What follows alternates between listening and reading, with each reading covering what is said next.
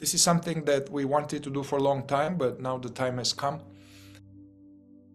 We are going to tackle an idea that crosses both the cosmology aspect of the system as well as the psychological aspect. It's in hearing this idea, we invite you, as we are invited in the fourth way, to not believe what we are going to say, but have an open mind and try to verify these ideas in yourself. So what we're going to talk about today is this idea of planetary essence body type. These days there is the last 20 years or so, and in the books, and whenever you put Enneagram on internet, you are going to find information about these personality types.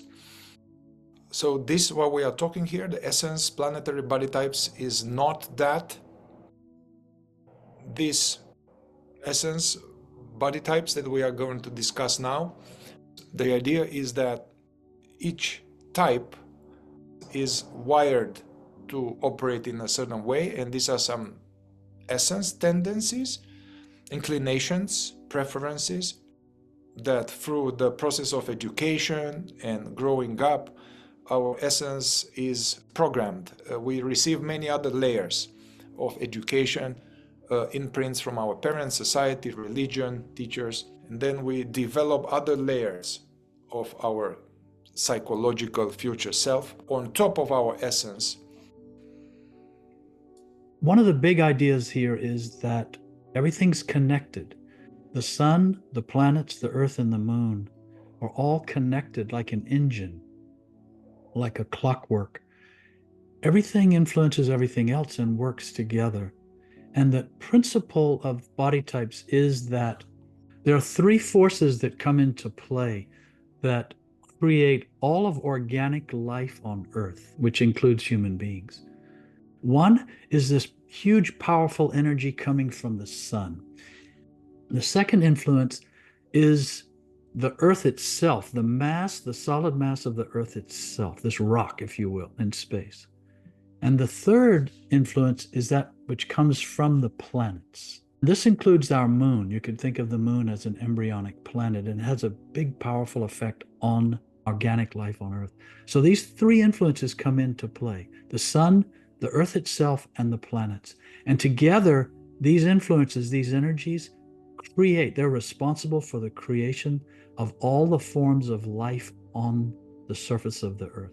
This is how human beings take shape, take form, and they take form in a physiological way, our physical construction, our size, our shape, our mass, our metabolism, our body chemistry. All of this is on the physical, physiological side. And then also how our psychology takes shape, certain tendencies. Different people tend to have a different psychological approach to life, view of life, response to life. And all of this then generates the idea we have of ourselves as a person. Our physical makeup and our psychological makeup influence tremendously how we think of ourselves as a self, as a person, as I. What we're introducing here is these nuances that come in the form of these body types. In the Briggs-Myers system, in the personality type system, all of these other systems that have become popularized in the latter half of the 20th century. But what they do is they put it on the Enneagram, and there are 9 points on this Enneagram. And somebody assumed that therefore there are 9 basic types. But according to the fourth way system, Enneagram, this is not correct. It's a distortion of the real idea, which is that there are really 6 points on the Enneagram that are related to the idea we're talking about. The other 3 points on the Enneagram don't correlate with the idea of types. So there are 6 points on the outside of this Enneagram circle. And in the middle, there is a 7th point to represent the sun. So the sun is this big influence. And then on the circle, there are these 6 planetary influences, and they include the 5 interior planets of the solar system, Mercury, Mars, Venus, Saturn, Jupiter. Those are the 5 interior planets before you get to the asteroid belt. So it's just those 5 interior planets, and then also the moon. So now that's 6 planetary influences bearing down on us in collusion with the influences of the sun and the mass of the earth. And this is what is said to determine these body types.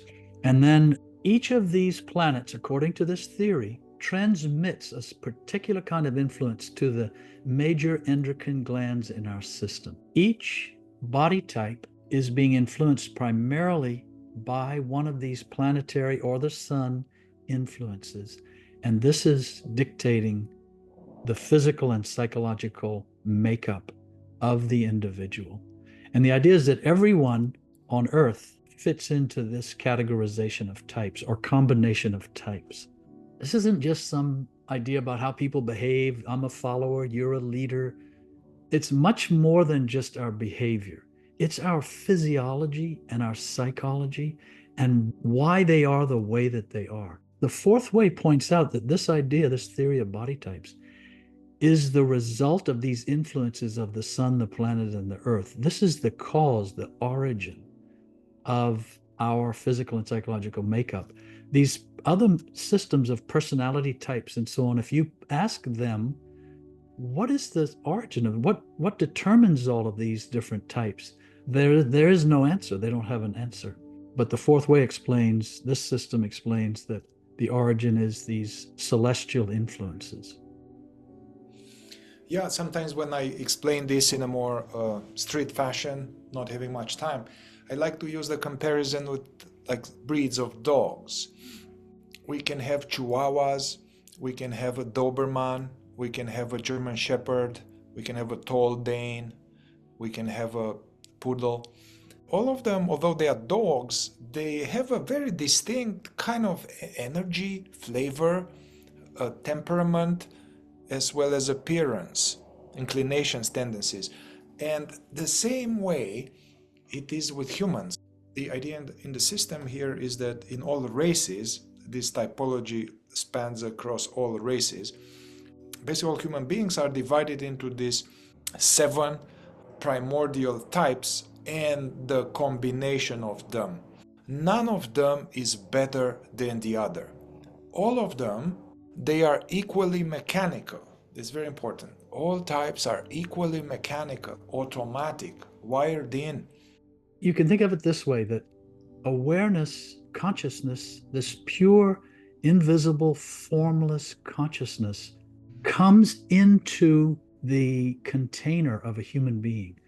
When the human being is born, the embryo forms, and then this little human being emerges from the womb and is born on Earth. That is the container. It has a physiological and a psychological makeup. And now awareness, like a seed, is planted in this container. And what happens is, because awareness is unknown to itself and prone to what is called identification, it attaches as a sense of identity to this form of the human being, both physiologically and psychologically, both in terms of the body and in terms of the mind. It forms itself into this identity.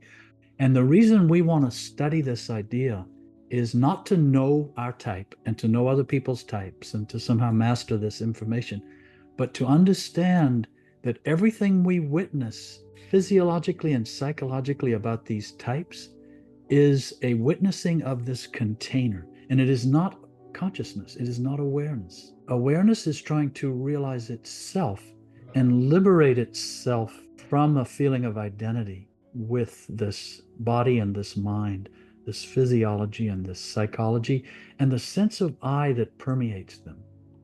We want to recognize when we look at another person and we look at ourselves, we're witnessing the container. We're not witnessing the silence of their being. In non-duality, for example, the focus is all on what is awareness, understand this awareness, abide as this awareness, realize as this awareness. It's a very focused way of intuiting and realizing awareness itself, or awareness realizing itself. The fourth way includes all of this elaborate description of what awareness is not, because we are so accustomed to thinking that this is who we are. And so we're sort of backing out of it by virtue of understanding it. Yeah, and in the non-dual teachings, they talk about, they just say the body mind. This teaching goes in depth to see that this body mind, it comes in different flavors. And the way we have the types of imagination we experience, the types of negative emotions we are prone to, are directly tied to this information about body types. Yeah, another reason of why it's important to know about this, part of becoming more conscious is to know oneself. And this knowing oneself has two components: to know our type, know our tendencies, know our center of gravity, know how the centers operate, know our idiosyncrasies and inner contradictions and lies. Yeah, to know our personality, to know our essence, to know our type, as well as to know the self. So this just shows this what we mentioned earlier, that there's the influence of the sun and there's the influence of the earth itself, and then the planetary bodies, the main planetary bodies closest to us in the solar system, including the moon.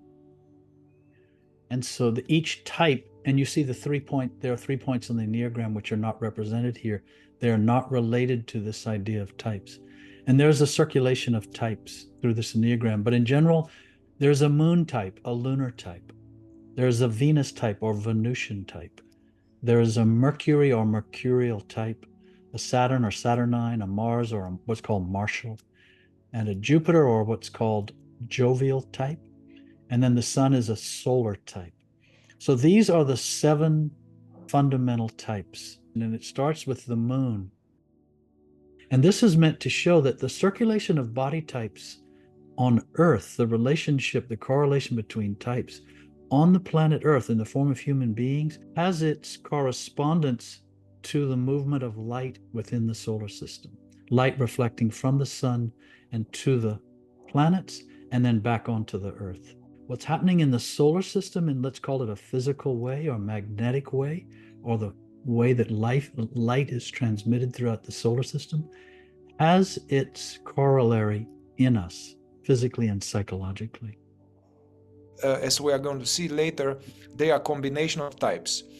And we can look at it like there's a Venus-Mercury type, or there's Mercury-Saturn type, or there's Saturn-Mars type, or Mars-Jupiter, Mars-Jovial type, or Jovial-Lunar type. They combine according to this direction of this pathway.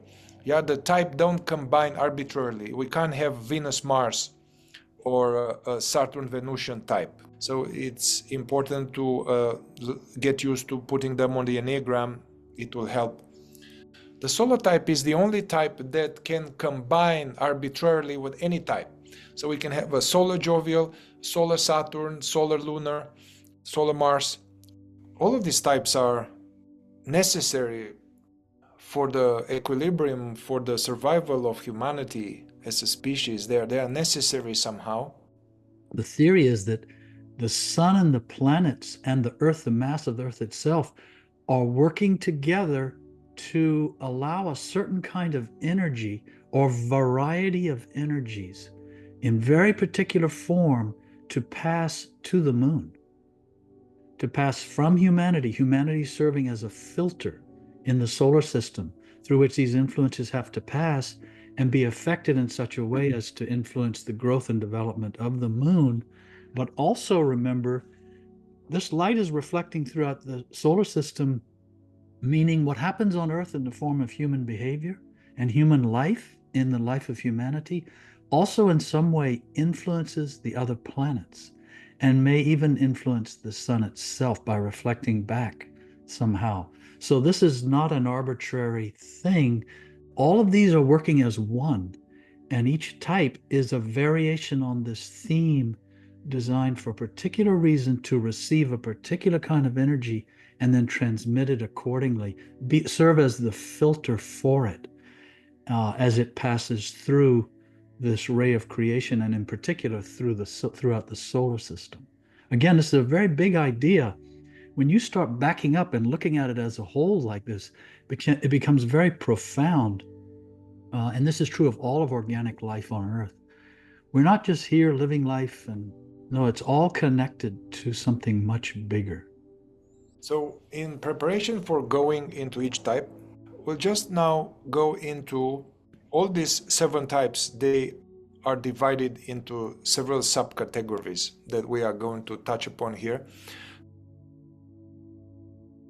So some of the types are active types, and some of them are passive types. Some types are positive type, and some other types are negative type. Some types are masculine type, some are feminine type.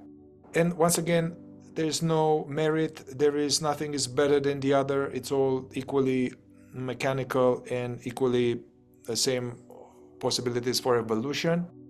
The types balance one another in this play of humanity, this soup of humanity. Everything is in balance, whether we see it that way or not much of the time. It's actually all in balance all the time. And in this slide, you can see, we are not going to go into it now, but you will also get the most active gland that governs the psychology and the physiology and the physical appearance. You can see that associated with each type, together with the active, passive, positive, negative, masculine, feminine. Active types versus passive type. It means that some types are more driven, more active, both outside in their life, how they are busy about their day, as well as internally. They are kind of in initializing stuff, starting things, getting things done. They have an innate tendency to do that. If we were to restrain them, they would feel uncomfortable. So there's kind of a doer. It's a doer making things happen, driven. And the passive type, although they have all the capacity to, and still they are active and doing things in the world and all of that, their sense of a default, like a comfortable default, is to be more passive, more stationary, so to say. They're more like responding to stimuli, responding to life, responding to needs, responding to active types, but they are more comfortable in a stationary stance. This is why people don't understand other people. Someone who's very active can't understand why somebody else is so passive. The active types expect passive types to be active, and passive types expect active types to be more passive. And when you come to understand this, it makes life a lot easier because you realize some people are naturally active. They cannot help it. They're driven by their planet and by their gland. And the way energy flows through their body and through their bloodstream is in an active form. And they have active inertia, whereas the other people have passive inertia. And they're more sluggish, slow. It means they process, for example, mentally more slowly. They move physically more slowly. It's a more passive way of manifesting as a human being, where the active types are fast, quick, not in a hurry, but moving all the time, getting things done. And that could be happening mentally, not just physically, but they have an active mind. It works faster, it makes connections faster. This is why standardized tests don't work for everyone. This is why the educational system doesn't necessarily work for everyone. It's set up under the assumption that everyone's the same and that everyone learns the same way, and it's not true. Active types learn differently than passive types, generally speaking. And as we'll see, that's true of each type. So this is invaluable to know this. It's surprising this isn't understood, known about, accepted in humanity, in cultures, in societies, in school systems, between countries. This goes unseen, unnoticed by most of humanity. And it's powerful information. Active types are the Mercury, Saturn, and Mars, and the Sun. So these are the 4 active types. The other 3 are the passive type. The next criteria is of feminine versus masculine type, and this is unrelated to our sex. One can be a male, the sex, male sex, that be in a feminine type and vice versa. The Chinese yin and yang gives more of I think it's more relevant and accurate for this description. So the yang is like a masculine, active, penetrating, making things happen. And then the feminine type is more of the receptive. Well, yes, more absorbing, more receptive, sometimes more empathetic, more allowing, more nurturing. These are all feminine qualities according to this breakdown. It means a certain chemistry, again, a physiological and a psychological chemistry, has a more what we call, because we're familiar with these terms, a more feminine side, a more feminine nature. And sometimes you can feel someone, you just touch them and they're more absorbing, softer, more accepting, yielding. And it's true of their psychology as well. Other people are more the active or the masculine types. They're more on the go. They're slightly more aggressive. They're more doing and telling. And it's their nature, as we said earlier. They can't help but be this way by virtue of the planet and the gland and this transmission / communication that's happening between the planet and the gland in such a way as to affect psychology and then affect behavior. One can have a woman that is strikingly beautiful, but she's a masculine, active type. And at the same time, one can have a handsome man, charismatic, yet comes as a feminine, passive type. Yes, and we'll see that as we go into each type. And again, these types balance in this way. If you look on the right, you see the moon, the lunar type is passive and feminine. And in this case, we'll get into it, also negatively charged. On the left side, corresponding to it, to balance it, to offset it, is this Saturn type, which is the reverse, the obverse of all of those. It's active and it's positively charged and it's more masculine in its psychological approach. And the same you see with Mercury and Jupiter, or jovial, and Venus and Mars. They offset each other and balance each other. And as we'll also mention perhaps later, there's an attraction between types that is natural. And so it's no accident that in the Saturn and the lunar type are attracted to one another. And when you look at the breakdown of what we've just said, this is very understandable. The active is drawn to the passive. The masculine is drawn to the feminine. And it's true with each of these pairs of types. So the jovial Jupiter and the mercurial type are naturally drawn to each other in human nature. And the Martial and the Venus type. It's not an accident that we are attracted to certain people. And it's not an accident that we are repelled by certain people. Two people who are both active may not be as easy, may not get along as easily as if one is more active and one is more passive. If two people are both negatively charged, it's difficult for them to share the same space. But if one is actively charged and the other is negatively charged, now there can be a correspondence, a balance, a mutual exchange, a circulation that feels more natural. Positive type sees the glass half full, and the negative type sees the glass half empty. So there's more like a optimistic, positive outlook on life. Be like, oh, it's gonna be okay. We're gonna make this happen. It's fine. It's fine. Don't worry. It's yeah, we got this.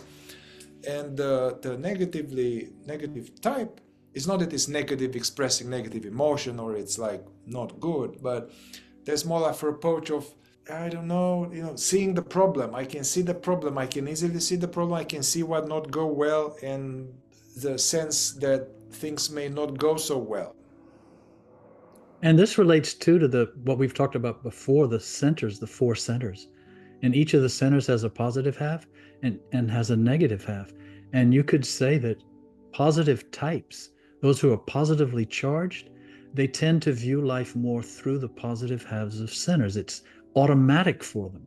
And those who are negatively charged, it's almost as though the negative halves of their centers are more charged.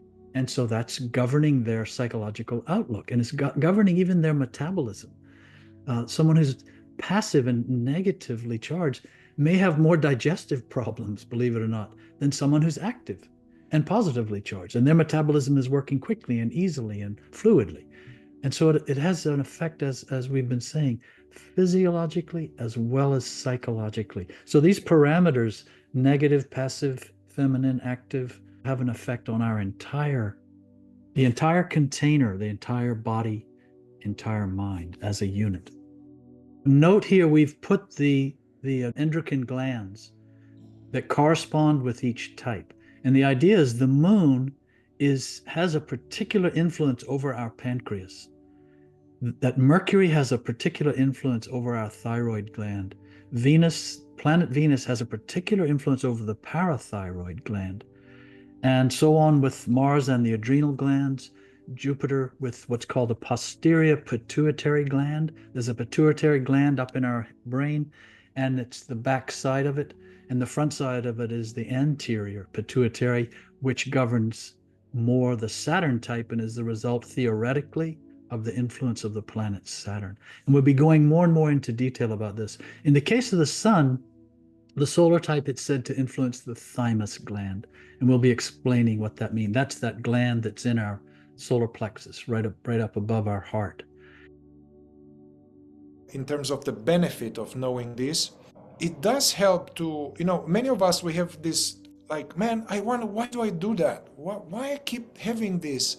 Why this person is doing this? Some kind of, we are spinning or chewing on trying to understand where is this coming from, this tendency, this I keep having the same partners, or something keeps happening, and then we are philosophizing about it, like, well, maybe it's because God this, or because my life, or maybe because of something that happened in childhood. So we are trying to, as human beings, they are meaning-making animals somehow. We're trying to make meaning of certain happenings in our life. So the detailed and experiential knowledge of the type, they help me understand certain things about my mechanics, as well as other people's mechanics, and help me understand in a way that it puts it to rest.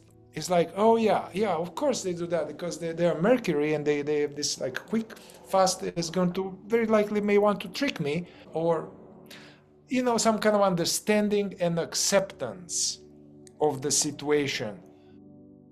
We're trying to learn how to be less and less identified with ourselves and with other people, and more conscious as awareness. Again, this is a study of what consciousness awareness is not. In a way, this information, this tool of body types, is a way of teaching the mind to comprehend as best it can, which is still very limited, but to teach the mind to understand that it and the body are not consciousness. And at the same time, this is a tool, like a lens, that enables awareness to start looking at all of this phenomena in such a way as to understand it is not what it is looking at. It is that which is seeing all of this, and it is the source of this seeing that it is really in pursuit of. This tool enables us to see we are a certain way, and any improvements that we can make are going to be the result of us being less identified with the feeling of identity in our type and in our body, in our mind. And to understand, everything I just said is on a personal scale, it's on the individual scale, but to understand we are not separate from the larger whole. We are not separate, everything's connected. We are our body and our mind are like a little cog in this enormous machinery, and it's all connected, it's all working together. And the more we understand this, the less and less isolated we feel. Even if I'm a particular body type and I manifest a certain way, I look a certain way, I have certain psychological proclivities, and regardless, I'm connected, I'm part of this, it's all one. This tool can help us integrate back into the whole, which we are already a part of, we just don't realize it. We tend to isolate ourselves and take everything personally and make everything about me.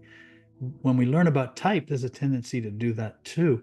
So we want to be careful and realize, no, this isn't just about knowing more about myself. It's about understanding how we are connected to the whole. All right, Peter, thank you. And everyone, stay tuned. We are going to go into individual types next few talks.